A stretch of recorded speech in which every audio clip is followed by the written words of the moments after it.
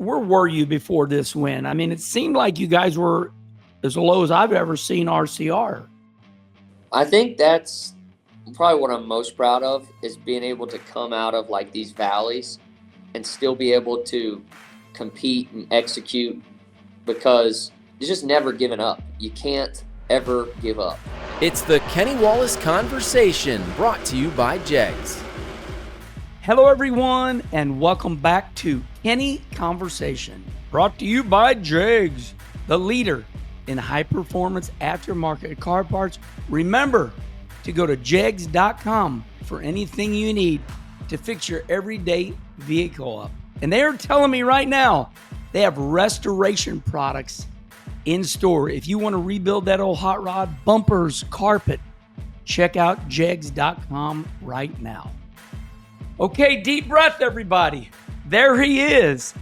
We are celebrating and we are having a conversation with Saturday night's big NASCAR Cup winner, Austin Dillon. Austin, how you doing? I'm doing good, buddy. I'm pretty excited. Obviously, now getting to compete in the playoffs, but that was a huge win for RCR and our company, and it's been a great week. I'm just smiling. I'm so happy for you. And I go back to the movie. Down south they got Sundrop, and I always replay. I'm like, Matt, you're jacked up on Sundrop, because you replace it. They say Mountain Dew, but I know how excited you guys are, and we're going to get to it. But before we do, I always go to Instagram, and I think the reason I'm laughing is because you made me laugh yesterday. You said Happy National Whitney Day. Tell me all about it. Oh, yeah. Well, I was getting ready to do some sappy happy birthday post to Whitney, and she said, nope, that's not what I want. She said, I want you to say Happy National Whitney Dillon Day. And I was like, perfect, babe. And so I posted the most fun pictures of Whitney, and she's doing good, and she's special. So I'm glad that it was Happy National Whitney Dillon Day. Took her to dinner last night. We had a great dinner, and just us two. The kids stayed at home, so you don't get many of those anymore, but it was great for her birthday. I'll tell you one thing. Her and her friends are awesome ladies, and they were cheerleaders, and I recognize when you win. I mean, she's dressed up to the tens, and all her friends are in Victory Lane with her, and some of those pictures, she really supports you, doesn't she? Yeah, she's amazing, and now that we have the two kids, she's having to wrangle them, and that is tough when it's late like that on a Saturday night. No naps for those kids. Ace, he was really excited because he had Captain and Oakley in Victory Lane, which is Ty's kids. And when they left, he went into full meltdown mode. I mean, crying in Victory Lane. I said, hey, there is no crying in Victory Lane. I said, I'm going to take all your stuffies away if you don't stop crying.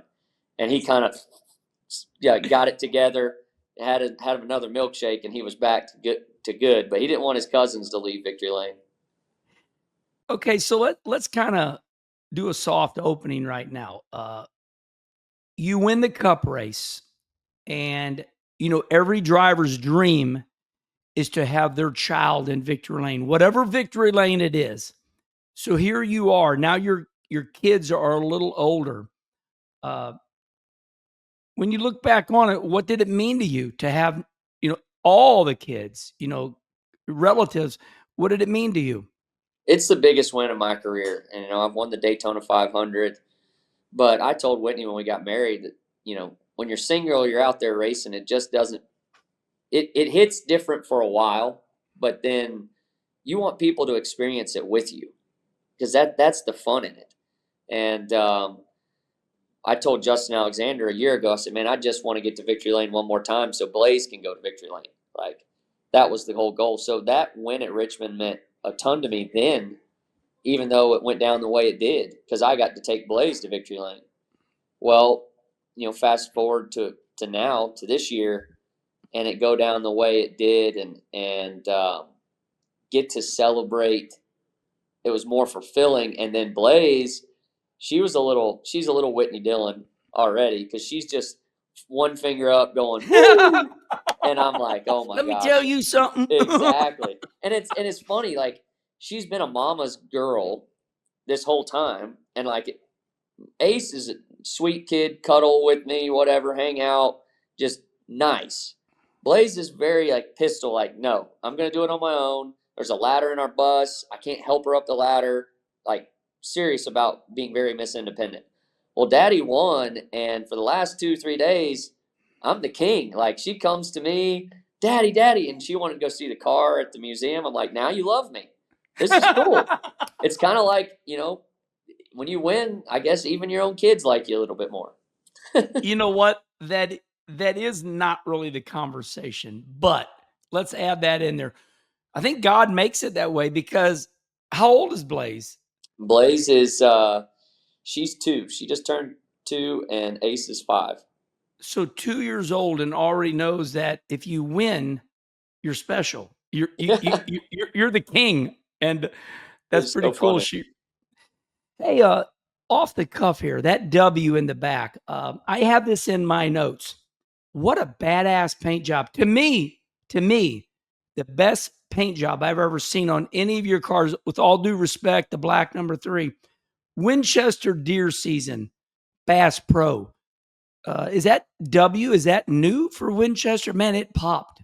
Yeah, that's their Winchester. It was the XP brand of bullets for them, Winchester XP, and deer season's right around the corner. So they had an epic painting of that big whitetail on the side of the car, and the red and the way it all flowed together. It was cool. Yeah, I really like that. Okay, everybody, we're going to go into this race, but we are going to celebrate Austin Dillon. We're going to talk about his career, but let's just go with the story at hand. You're looking at Saturday night's NASCAR Cup winner from Richmond. You were convincing. You led 107 laps, but what I was most impressed with was you found my honey hole. Turn 2, rip it and grip it, baby. You passed 3 wide for that awesome pass for the lead. Just walk me through those laps right there and that corner that you got them on. Yeah, I think you talk about Richmond. This was literally my worst track in racing when I started there. It was the most confusing, didn't make sense. I don't know why. I can't figure it out. Like, a lot of those words were used. And for RCR, we've had a lot of success there in the Xfinity Series back in the day with Harvick and Boyer, and Harvick was really good at Richmond in the Cup cars. And at a test one time, Andy Petrie was there, and I kind of just found a rhythm. And it was like, man, this is working pretty good. And this is the line that I'm going to do whatever it takes to run this line and build the car to it. And when we left there, Peach was like, man, I think you got something figured out here. Well, we should have won one of the old car races. We were really good in it, got to the lead, and I sped and ended up finishing 6th.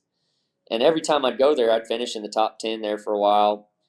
And things just kind of momentum built. But I've got a kind of unique line, I feel like, down there. And 1 and 2, I enter pretty low and straight and try and hook that yellow line. And then in 3 and 4, I'm the same way. I don't even like using all the straightaway. I run a little off of that wall, that big radius. And I just, for whatever reason in my mind, I feel like I save the tires doing that. And that's just what I do. The racer in me cannot let this go. We do Kenny conversation, but it's just kind of fun. It's kind of like what Dale Jr. does. And I found success with going down that front straightaway. And I found that if I made the big arc, it was hard to get the ass in to stay underneath me. I'd go down that wall and I'd go, okay, I'm going to peel off this wall now. I'm going to head straight to the corner. And I'd hook that left front on that yellow line. Now, when you just said you entered the corner straight, I said, I'll be damned. Yeah. That's what I found. Now, does that keep the car comfortable for you on entry so you can turn the wheel left? For sure. Everybody complains, like, Richmond's also very confusing on when it gains rubber and it shifts from day to night. And you'll make adjustments. And over time, what I started to realize was whatever the hell I was telling them was the wrong thing that the car needed. So I literally started going, okay, I'm loose, do the opposite. Loose it, like, I think I'm loose, so loosen me up more. And it started working for me, telling them the opposite of what my ass was telling me at Richmond for whatever reason. And but yes, for the entry part of it, I feel like when I square up my entry and or straighten it up, Yeah. it just doesn't load that right rear as much, and I can keep the balance a little freer. And if I start getting free in, I straighten it up even more. I'll start heading toward the infield faster. I love this. Shane McDowell, I talked to him after the race a little bit, and I said, man, for whatever reason, Richmond reminds me of Volusia, super slick, no grip anywhere, running around that rail. You know what I Yeah. mean? Where we used to have to Yeah. run right against that inside wall, and you miss it by a foot with your left front, and you just sit out there and hang, and you can't get back left fast enough. So it's Yeah. like maybe that correlates for me some reason, like all those races at Volusia when it would be super dry, slick. And I always liked it wet and fast at Volusia. I want them to rain it out with a water truck. But we'd have those races where you had to park around the inside rail, and that kind of reminds me of Richmond a little bit. Let's bring everybody up to speed. One thing that Austin Dillon and myself have in common is we became dirt racers, and you started dirt racing, and Grandpa and your dad sent you dirt racing to get you up to speed and learn car control. So you and I would race a couple weeks before the Daytona 500. You and your brother Ty. Those were some not just fun times, but I mean, here you are talking about it. Let's just go right there for a couple minutes. Whose decision was it to send you and brother Ty dirt racing? You can hear the train in the background. I love it. RCR. The famous train tracks right there at RCR, and it's the real deal. That's exactly right. We cross those train tracks every day for this place. But yeah, I think it was my dad. It was my dad's decision to go dirt racing, really. You know, at the time, my grandfather was like probably nervous as heck that some more of my dad's genes were trying to get into race cars. He knew it was going to be expensive, but my dad, he really was the one that pushed for us to go dirt racing. And then once we kind of got going in it, RC started enjoying it too and coming out to the track. And Shane and Dale McDowell were so big in our development as drivers and the future of the direction that we would go. But yeah, I think running big horsepower, small tires with the modifieds was huge. And then, yeah, the car control that you gain from dirt racing and having to change your line kind of constantly and chase grip. I think it's been beneficial for me at the cup level with the way now rubber lays down and different things like that. And we're going to get to your stats, and they are incredible. Your block building process. You did not take any shortcuts, and we're going to talk about that in a minute. Okay, you win this race, and racer to racer here. There's no doubt, and I don't want to hurt your feelings, and I don't think I'm going to. But RCR was struggling mightily to where Grandpa makes national news. He comes on the radio after Dover, and he says, "We got drivers. We don't have race cars." Yeah. And it's like, whoa.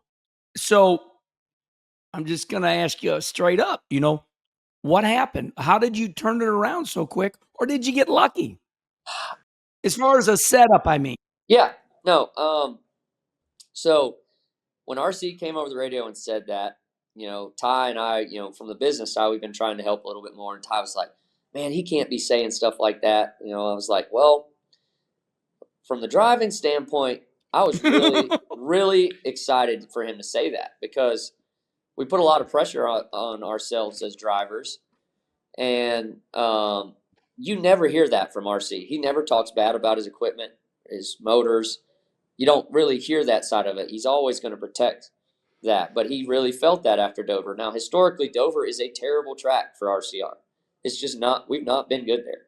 And so that was kind of, we weren't that bad, but you go to Dover, then it shows bad, and it needed to be said. So good conversations were instantly had off of his comments with myself and Kyle on the plane ride home with him.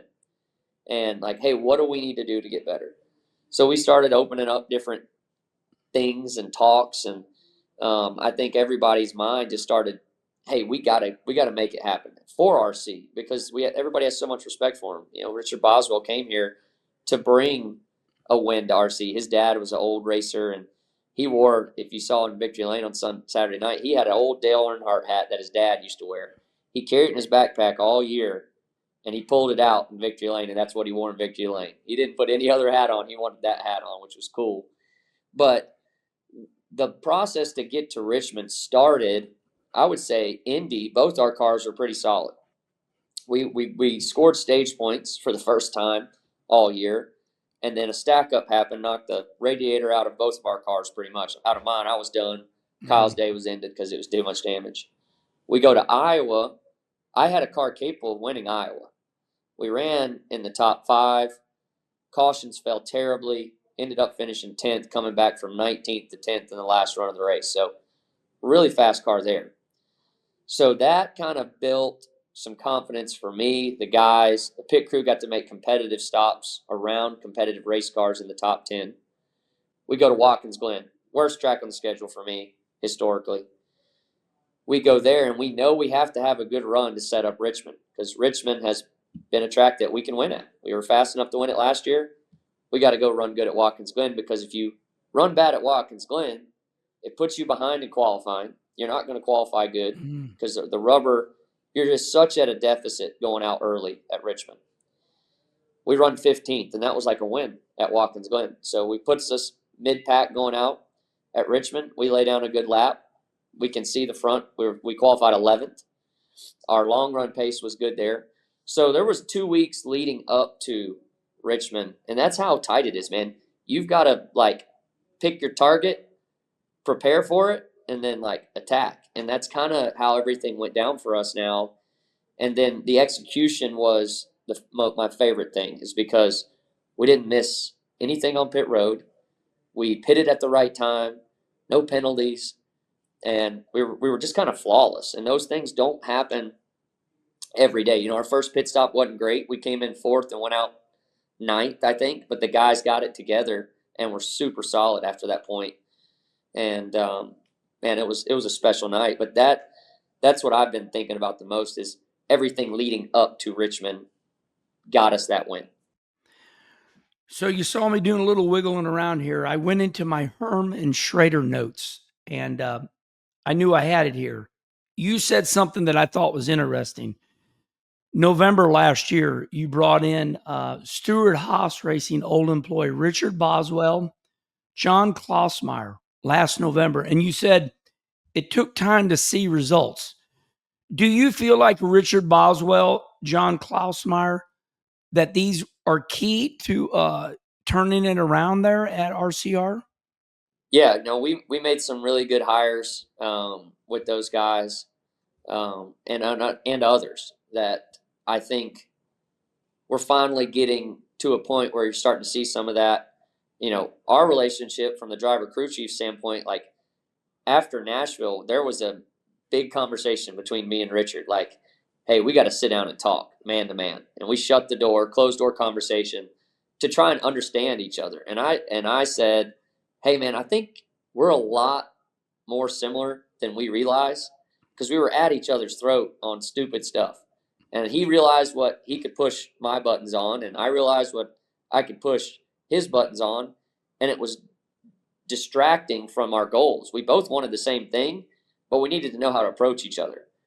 And we had that meeting, man, and we've been brothers ever since. It was just hey, we need to understand each other, that we're both putting out maximum effort every weekend for each other. So when we ask each other to get more or do more, it's taking us over the edge. And so that conversation needed to be had, and it happened early enough where ever since then, we've just been grinding together, clicking, and things didn't work out at the track the way we wanted them from a strategy standpoint. A lot of these races could have had better runs, but now things are starting to fall the right way, and it's fun to see the communication pick up after that conversation. So there's a reason that your grandpa, Richard Childress, sticks with you. And we're going to remind everybody in a little bit here. Your stats are unbelievable, and everybody will want to please be patient because we still got a little bit to talk about. But you're going to understand in a little bit why the man you're looking at, Austin Dillon, is driving that black 3 car. I want to stay right there. Now, this is my opinion, and I want you to comment on this.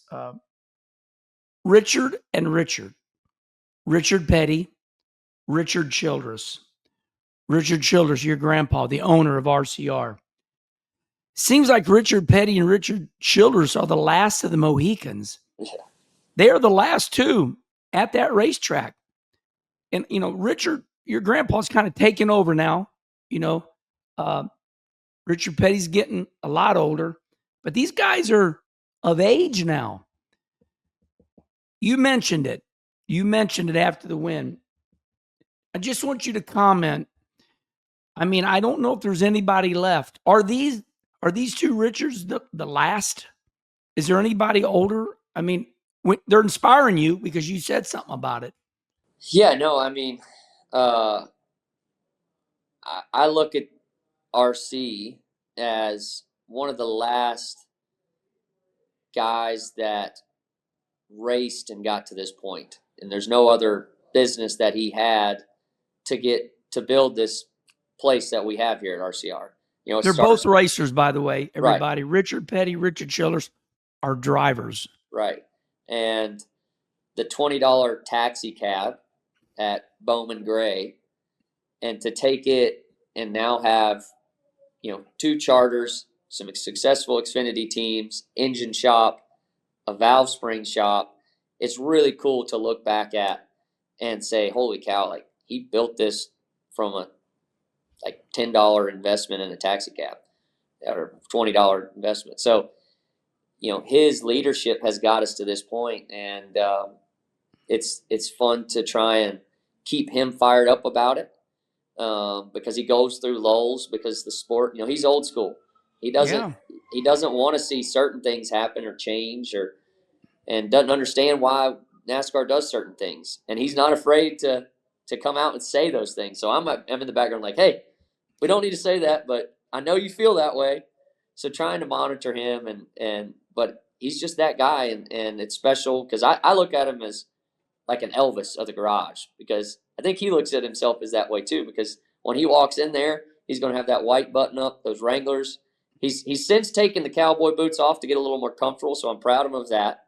And I feet have to be hurting. Oh, buddy, I don't care how many insoles you can wear at that age, walking through the garage in those cowboy boots and them pressed Wranglers. He's Captain Hardo when it comes to that. And then he could be in any suite or his bus watching these races, but he's going to be out there on top of the trailer, sun beating down.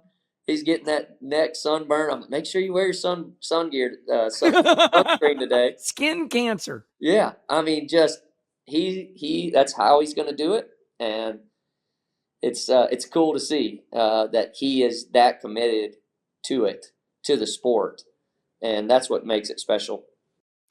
I want to bring up something that's very emotional for me. I lost my father, Russ Wallace, October 30th, 2011. But I always feel like there's this breakthrough in family. These are your own words. I'm going to your press conference after the race. Yeah. And you said what you said just a little bit ago, but you're afraid of Grandpa Richard.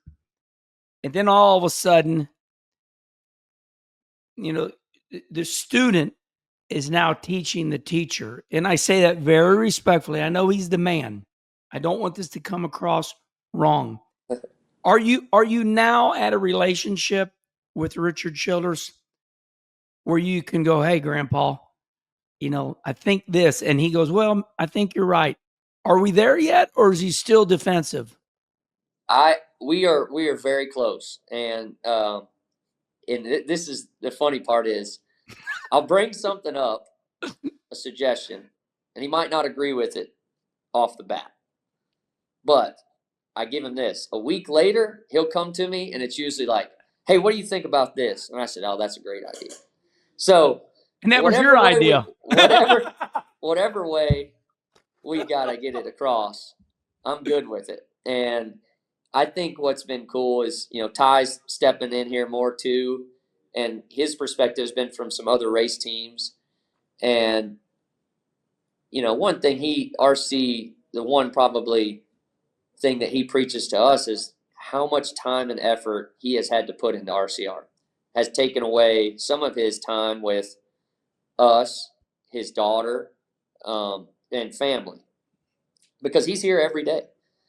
And that burden of that, he doesn't want that to happen to Ty and I, and he's scared of that. But what we've kind of preached to him is Ty and I are close enough where, one example is like the Wood brothers. They're able to share the load somewhat of what their business is. And if Ty and I can help him share that load, we're different than him even. Like, I'm not going to be standing outside in my Wranglers and my button up one day, sitting on top of that truck and trailer, because that's just not me. But I want to help move RCR forward in the future and keep it what it is for him, because his brand is so special to me and our family. But I think us showing him that we're working together, willing to work together and drive RCR forward, and we're pretty smart. He's starting to say that. I think you guys are pretty. Well, that's good. got to be hard on him. Yeah. So love it. This is great. This is awesome. And it's cool to be in that process right now. But we're going to support him in whatever he wants to do, because in the end, this is his, and whatever direction he goes with it, he deserves to do whatever he wants, and we're here for it. But nobody is going to love RCR like you and your brother Ty and your dad. Is there any other employees there?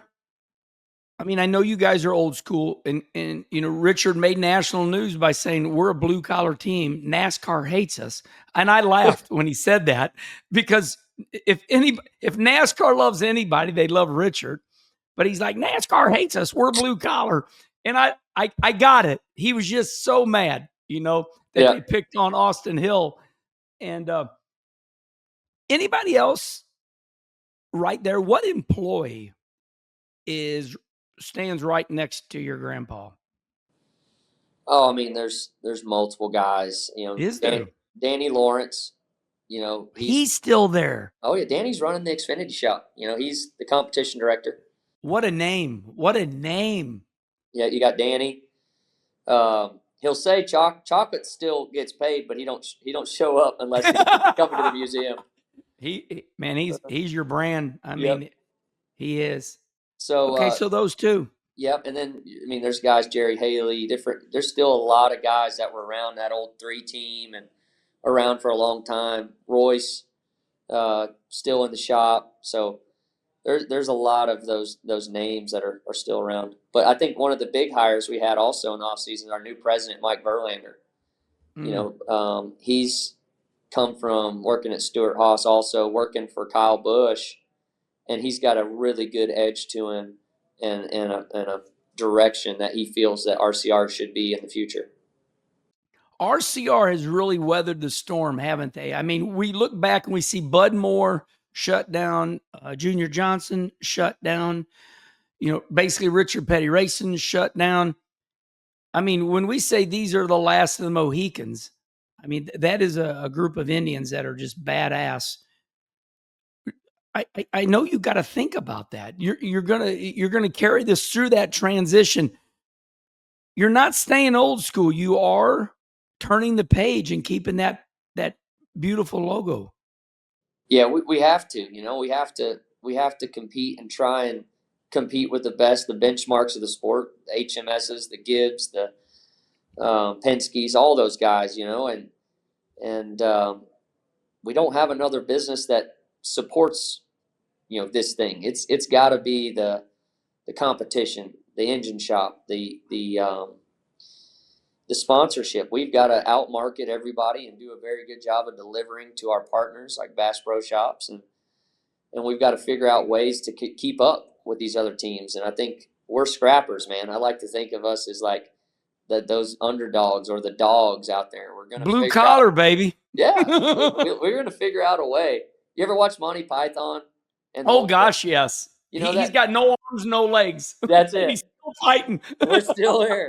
We're digging. I love that analogy. Like, yeah, come on over here. I'm gonna bite your knee off. You know. The torso's left, and that's all. That's it. That's all that's left, man. We're fighters over here. So, and we like to be known as that. And I think we get good people because of that, and they know who RC is, and his loyalty goes a long way to a lot of people. You know. So I hear everything. I do not have selective hearing. And I hear you mention your brother Ty a lot in the last 3 days. So I'm going to ask you point blank. Are you, Austin Dillon, and Ty Dillon going to take over RCR? Is that the plan? Man, I don't know. I think it's up to RC. I think he over the last while, he's really excited about things in the direction that we're going, and being able to work together and help him with the load that this is. It's a lot, and for him getting to the age he's at, any way we can help him, I think. And you want him to be able to enjoy this part of it, right? Where it's not always a stress ball for him. So Till his death. yeah, I mean, I say that respectfully. You don't want him to go to his grave. Oh, we got to win. Did we pit at the right time? It's right? Exactly right. That's we God. want him to just be able to show up and enjoy it. And I think he's getting closer to that. So I mean, we're willing to take that on, and I think we would share it, like we said, try and share the load. And I want to understand how the Wood brothers have done it. Like they have. Chat with those guys. That they're last of the Mohicans too. Like they've been able to make it work. So they took a big shortcut, though, my friend. They moved everything to Penske Racing. You are the last of the Mohicans. You still got everything right there. It's true. And I love the Wood brothers. I love them. They're badasses. But man, you guys are the last. There's nobody like you anymore. Yeah. And I think that's why the family part's so important, because it's hard to run a business without a good sized family putting in maximum effort. RC has been like a one man show in that department for so long, but he has given it every minute of his life, other than his hunts that he goes on. He might take a hunt here and there.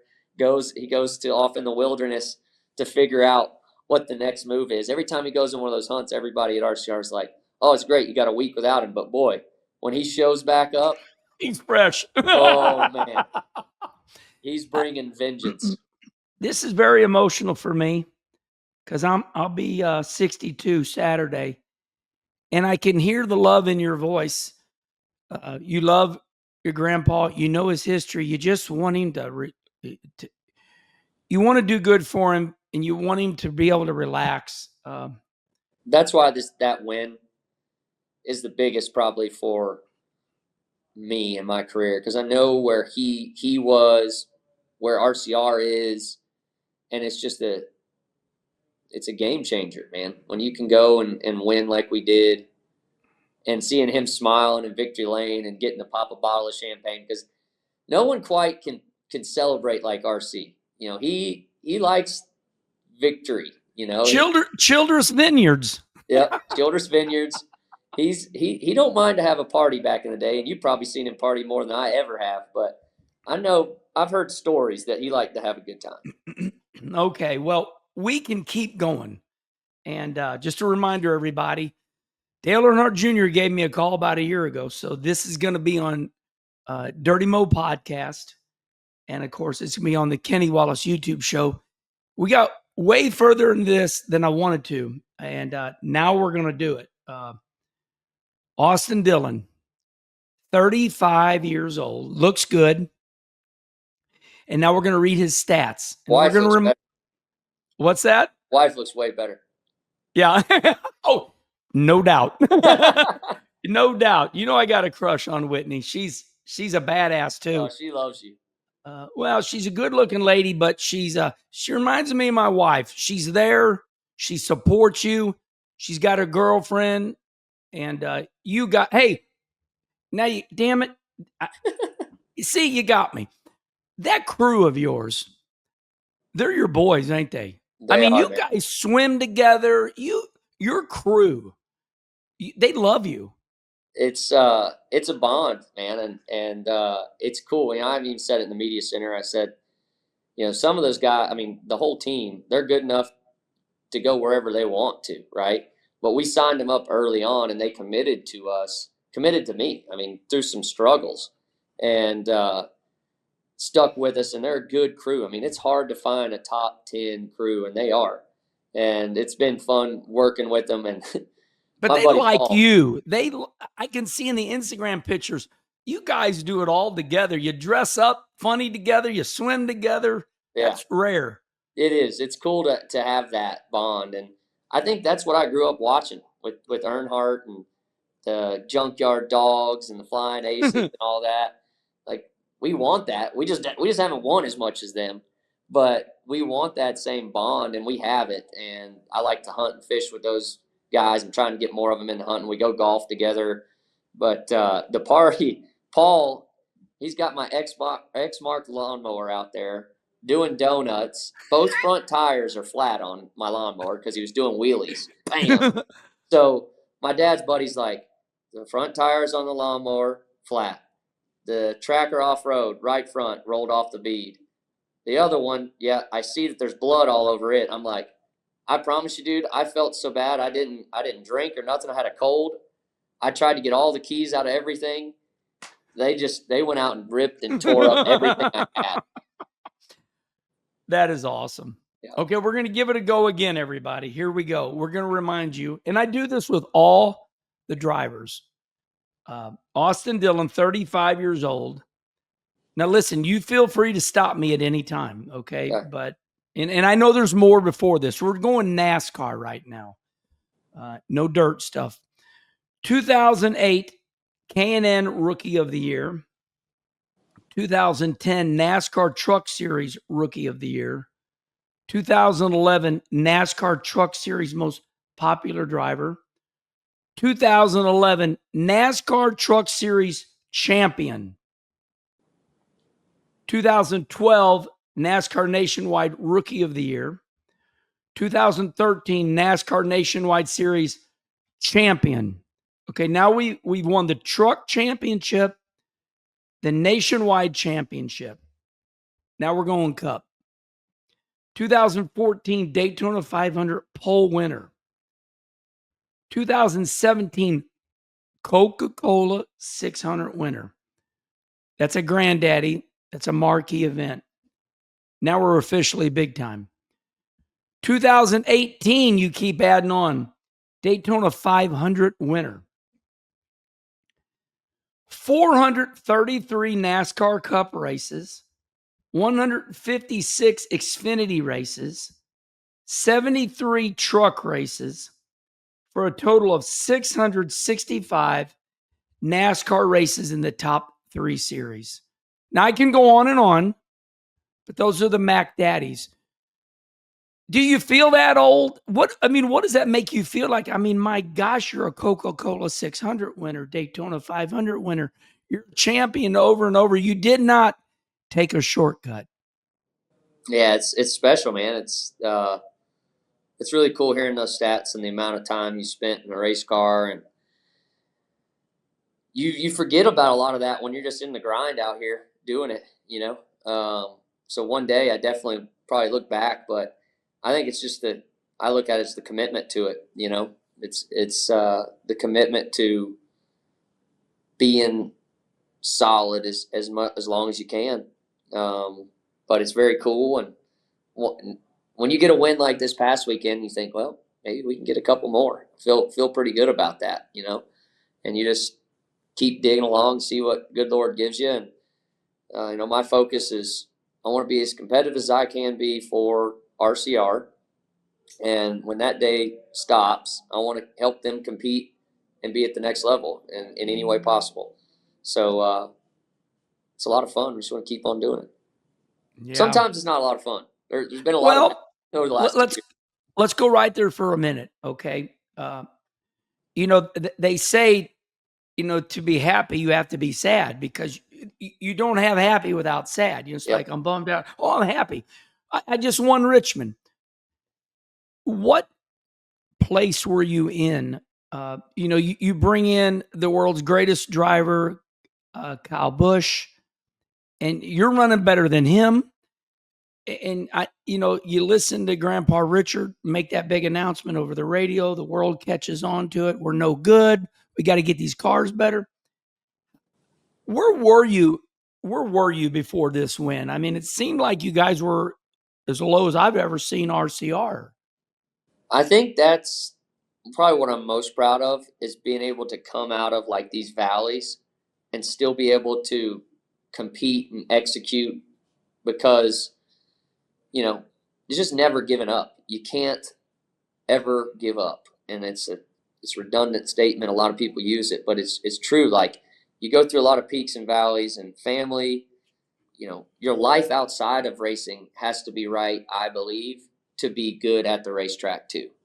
And I've seen it with my own, times where you get tough with different things going on, and, the racing goes like this, and it's just, what are we doing?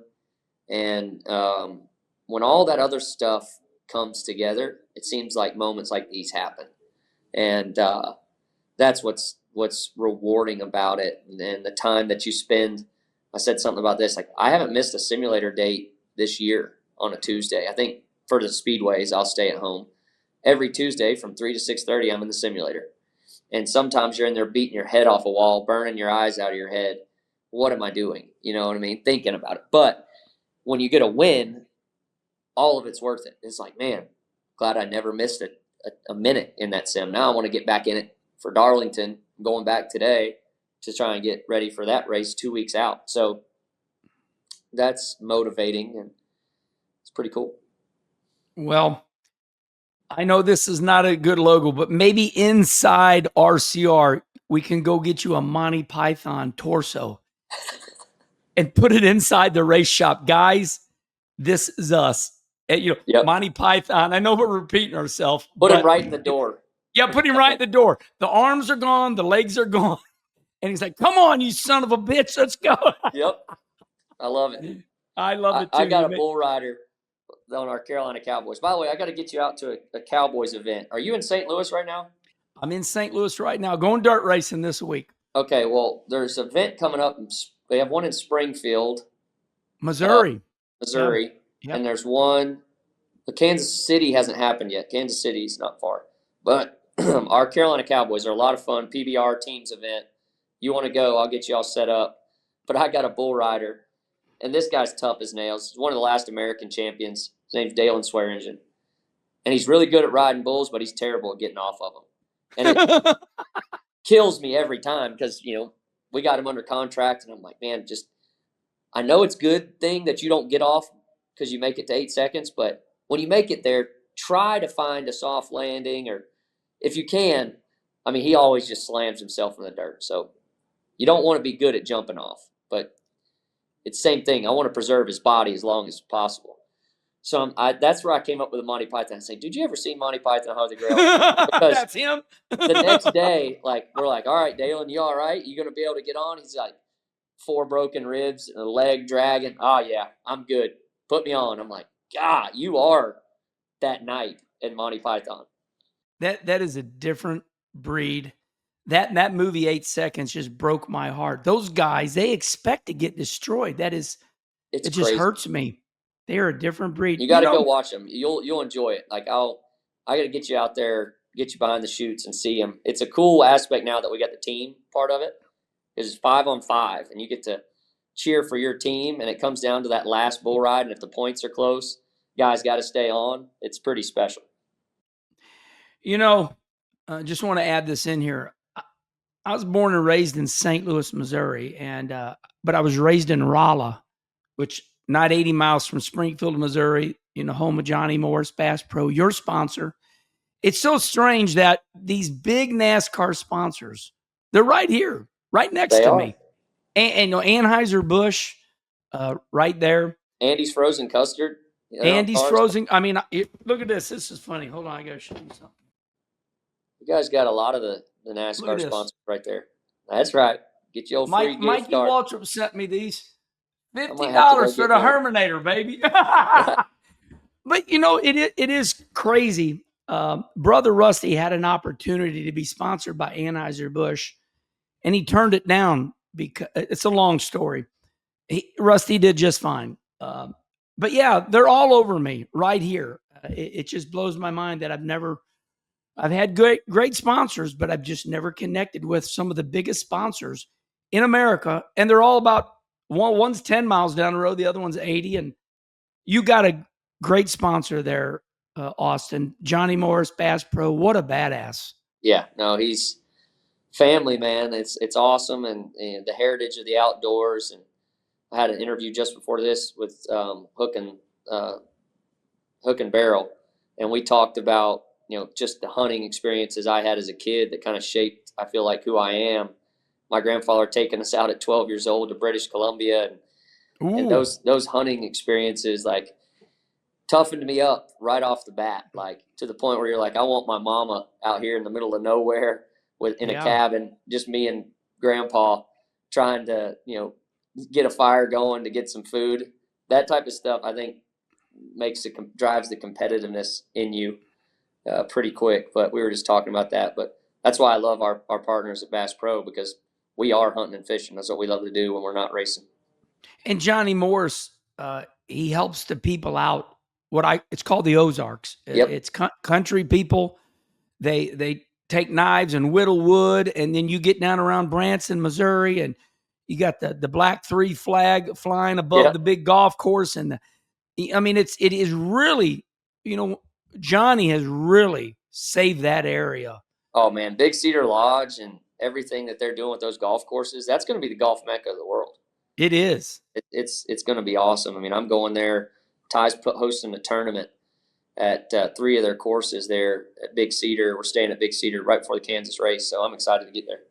So strange because, I was born in the city of St. Louis, but Mom and Dad told me when I was 3 months old, we moved to Rolla.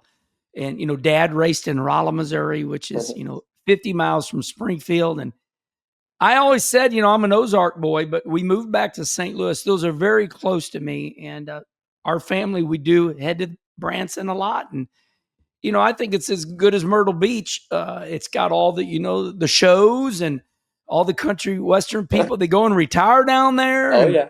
It's a big time. And I know that's kind of home for you, home away from home. So, okay, I got to rough you up a little bit. I got to have you comment on NASCAR. And we do this to all the drivers. Yep. I'm not really roughing you up. I would like to know if you will give me your opinion. So, breaking news in the garage area. Let's take a drink of coffee, everybody. Okay. Dale Jr. announced it on behalf of Wilkesboro this morning. The schedule is out now. Let's start with Wilkesboro. You, Cup driver, you're going back to North Wilkesboro. NASCAR has come full circle. You're going back to Wilkesboro for a points race. Just comment on that, and we'll go down the line with the new schedule. Oh, man, North Wilkesboro, best repave I've ever been a part of. Pumped that it's a points race. It's close to home. There's so many positives about it. I'd much rather have that as a points race than Dover, which is an all-star race. Let's go right there. Okay, so we knew earlier this year when we saw Marcus Smith and SMI putting in a $2 million walkway bridge that some was going to stay. We're like, they ain't spending $1 million on the bridge to get the people from over here to over there. So Wilkesboro's back. Okay, now Marcus owns Dover. So now Dover is going to have the all-star race. We got Dover Air Force Base. We got Sambo's, Philadelphia. I hate Sambo's this year, by the way. Oh, my God. My grandpa makes us go to Sambo's every year. And I'm looking through this menu. And I'm like, all right, I'm going to take a cheeseburger. It's the only thing that's not fried. I'm go cheeseburger. I was like, there's a crab cake. I'll roll with the crab cake. It's just a fried ball of crab cake, man. It is all fried. I got done. I ate everything in front of me. I was just like, done. You and I are, see, my dad, my brother Mike, they had massive cholesterol problems. I eat like a rabbit. listening to you? Are you on the Mediterranean tire? Are you doing your best? I just don't eat fried food, man. Like I Right. feel awful when I do it. And RC loves going and getting those, every bit of it. He could eat straight fried food and loves it. Oil. Yeah. Wow. You Okay, could fry a so cat turd and it halfway be decent. you get enough grease in it. Yeah. You're just El Boyer. He'll see me eat chicken. We're out at Sturgis, and he'll go, of course, Boyer, his country. He's like, "Come on, man, you're leaving the best part out." I'm like, "I'm not eating this stuff." So I'm peeling the fried off so I can just get to the chicken. Chicken. Yeah. I want the chicken, not the grease and the fried. Okay, so we this one did shock me a little bit. Of course, they've been preparing us, especially Carson Hocevar was. We're going back. You guys are going back to Chicagoland. I mean, that's crazy. Yeah, I like that track. I think one of the best races we had was the last one there. It was epic. I think it was Kyle Larson going at it across that bump. I'd say that bump in turn 3 and 4 is probably going to be aggressive. You got to cross it. And, I mean, I'm excited. It's an oval. One less road course. I'm excited to get there and get after it. Which I did. I tell you what, the Chicago street race is probably my favorite road course that we've been a part of, and I've been pretty fast there. I Real just never fast. got anything to show for it.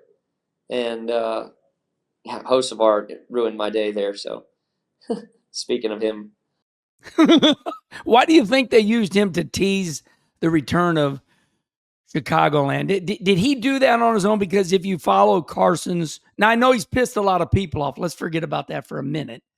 Did NASCAR choose him to tease the return to Chicagoland Speedway? Because he was doing that. I don't know.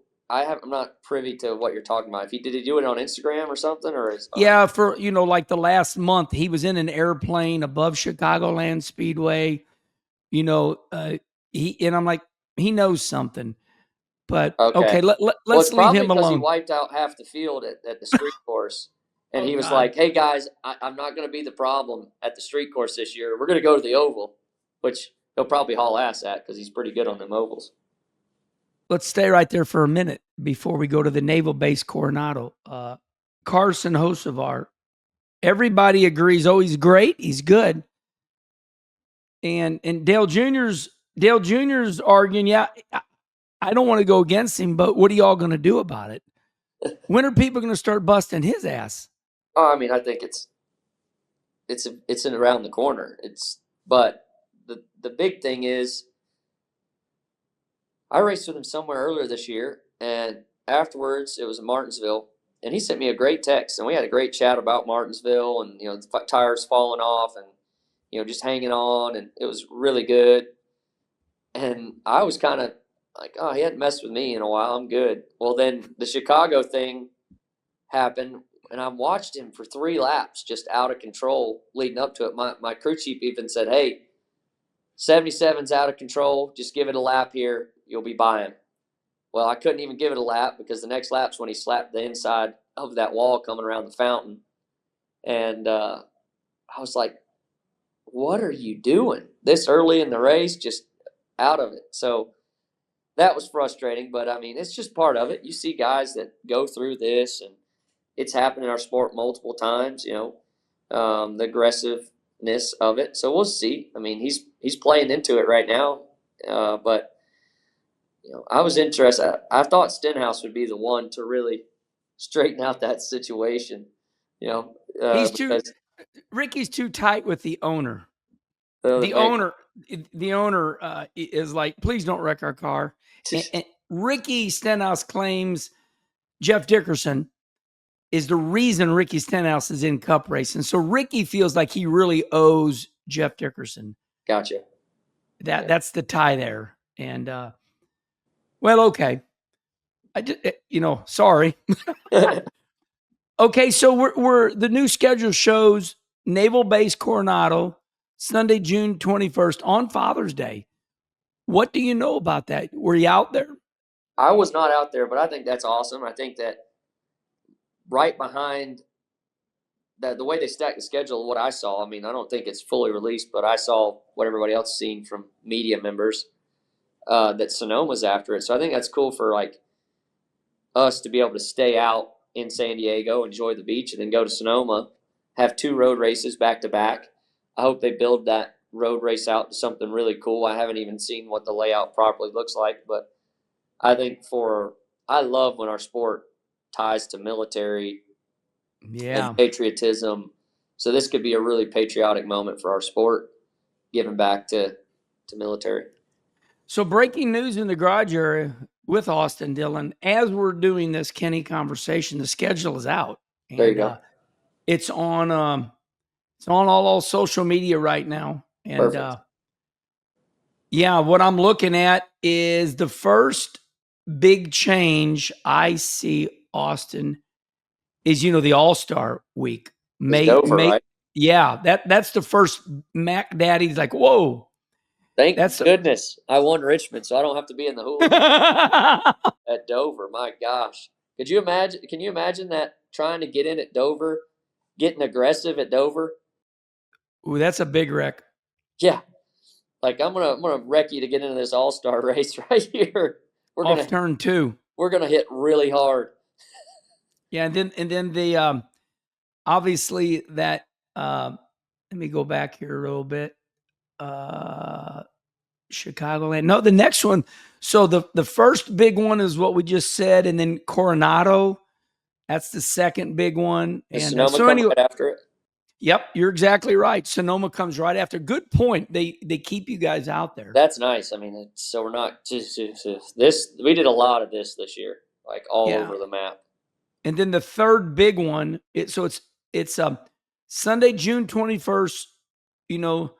Out there at Naval Base Coronado, then Sonoma, then July 5th, Chicagoland Speedway. So, and then wow, Wilkesboro, July. So all the big changes are in June and July. Yeah, and we got one more off weekend. Thank you, Jesus. Yeah, praise the Lord. We gave us Easter this year, so we're happy to get Easter. But man, one more off weekend would be nice. Yep. August 2nd. Summer break 400 off week is what it said. It's funny. They're right. Sunday, August 2nd. Obviously, there's still some sponsors. Wilkesboro, things are to be announced. But Sunday, August 2nd, summer break 400 off week. There's no race. It's just the summer break 400. Okay. Well, hopefully that was the right thing to do. It's all over social media right now. Yeah. So, okay. Different subject. Your opinion on NASCAR. Adam Stern, who everybody uses for quality announcements. So we all know that NASCAR and all the racetracks, they go, hey, Adam, announce this. So Adam Stern says NASCAR is hiring a firm to bring back the core fans, the blue collar fans. What is your thought of that? That's interesting. I think we need all the fans we can get. So that's what I said. Whatever method that we've got, that they've found a group that can bring those. I don't know how they do it. Is it like Instagram where you can buy followers? Right. So I mean, I said that was embarrassing. Somehow we pissed all the old.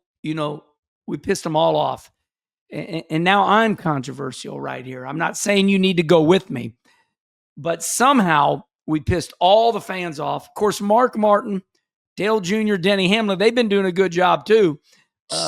So I don't think you can get in any more trouble than they do. But, everybody wants the point system changed. They want the numbers back to the middle.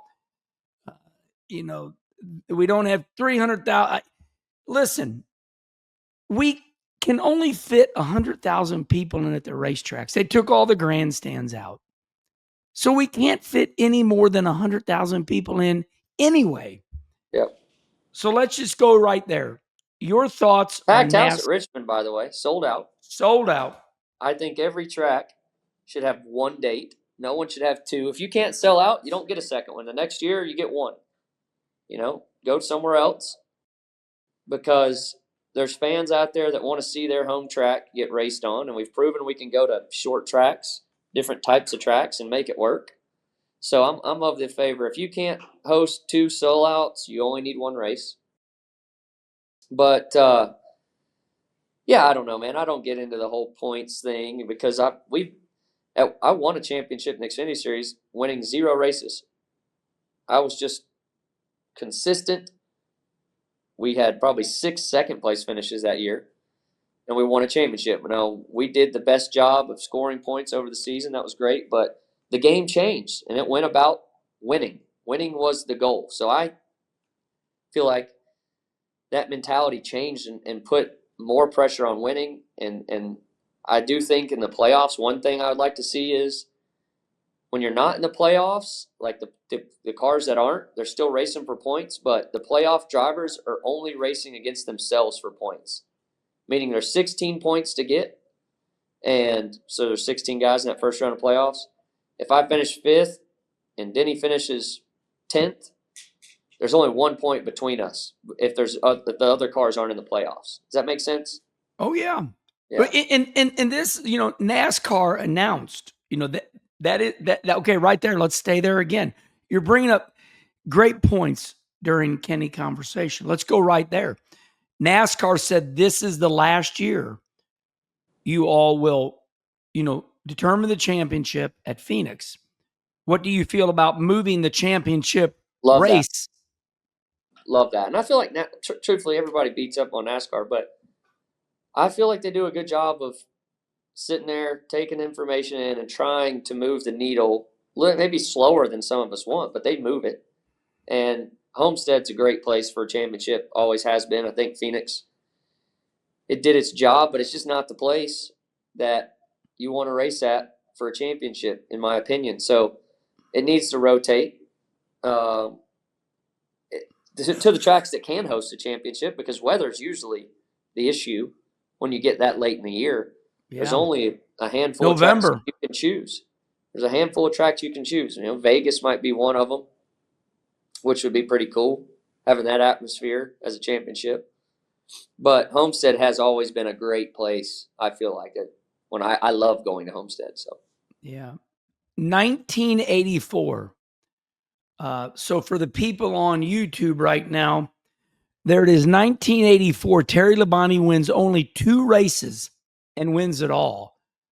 Man, we can go to the nth degree. Listen, you've been wonderful. Thanks. You too. I really appreciate you. You just come off the big win. Listen up, everybody. If you want to see Austin Dillon's pretty face, you can watch him on the Kenny Wallace YouTube show. But if you want to put your ears in, we're over there on Dirty Mo Media, on Dirty Mo Podcast under Kenny Conversation. Is that it, my friend? What else? That's it. I've got 2 guys that I've put off for 20 minutes on interviews. So I got. Oh, my Lord. Well, Dale Jr. tells me, Herman, you got to get to 45 minutes for commercials. Until the next Kenny Conversation, we'll see you all next time. Goodbye, everybody. See you, pal.